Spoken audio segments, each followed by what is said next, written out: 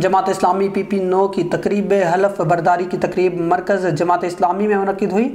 جماعت اسلامی PP9 اور zonal team PP9 کی حلف برداری کی تقریب، جس کے مہمان خصوصی مولانا تاج صدیقی اور راجہ جواد نائب امیر ضلع تھے۔ یہ تقریب زیر صدارت امیر جماعت اسلامی PP9 چودھری عابد حسین ایڈوکیٹ ہوئی۔